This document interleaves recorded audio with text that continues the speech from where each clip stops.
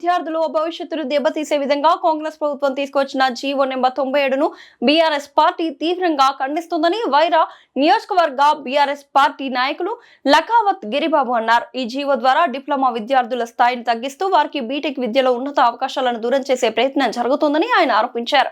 Diploma విద్యార్థుల హక్కులను కాపాడేందుకు బీఆర్ఎస్ పార్టీ వారి వెంట నిలబడుతుందని, అవసరమైతే విద్యార్థులతో కలిసి భవిష్యత్తులో పెద్ద ఎత్తున ఉద్యమాలు నిర్వహించి ప్రభుత్వం మెడల వంచి న్యాయం సాధించే వరకు పోరాడతామని గిరిబాబు స్పష్టం చేశారు. గతంలో బీఆర్ఎస్ ప్రభుత్వం అప్పటి ముఖ్యమంత్రి కేసీఆర్ నాయకత్వంలో తెలంగాణలో విద్యా సాంకేతిక రంగాలకు ప్రాధాన్యత ఇచ్చిందని ఆయన తెలిపారు.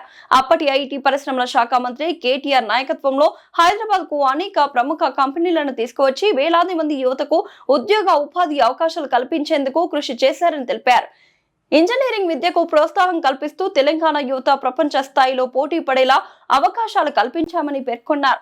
రేవంత్ రెడ్డి ప్రభుత్వం ఇప్పటికైనా విద్యార్థుల సమస్యలపై సానుకూలంగా స్పందించి జీవో నెంబర్ 97పై పునరాలోచన చేసి డిప్లొమా విద్యార్థులకు న్యాయం చేయాలని గిరిబాబు డిమాండ్ చేశారు. డిప్లొమా విద్యార్థులకు అన్యాయం జరిగితే బీఆర్ఎస్ పార్టీ చూస్తూ ఊరుకోదు. విద్యార్థులతో కలిసి పోరాడి వారి హక్కులను సాధించే వరకు ఉద్యమిస్తామని లఖావత్ గిరిబాబు హెచ్చరించారు.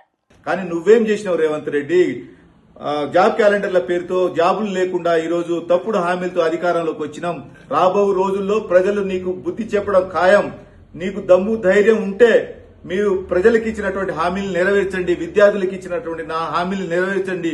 మొన్ననే ఆగస్టు 15కి 2400 కోట్ల ఫీజు రియంబర్స్మెంట్ ఇస్తానని చెప్పి మోసం చేసినటువంటి రేవంత్ రెడ్డి బుద్ధి తెచ్చుకొని ఇకనైనా విద్యార్థుల పట్ల సానుకూలంగా స్పందించాలని చెప్పేసి డిమాండ్ చేస్తా ఉన్నాం. లేని ఎడల బీఆర్ఎస్ పార్టీ విద్యార్థులకి మద్దతుగా ఉంటుంది. వారితో పాటు ఉద్యమాలు నిర్వహించి మీ మెడలు వంచి వారికి న్యాయం చేసే విధంగా మేము కొట్లాడతామని ఈ సందర్భంగా తెలియజేసుకుంటూ జై కేసీఆర్, జై తెలంగాణ, జై కేటీఆర్.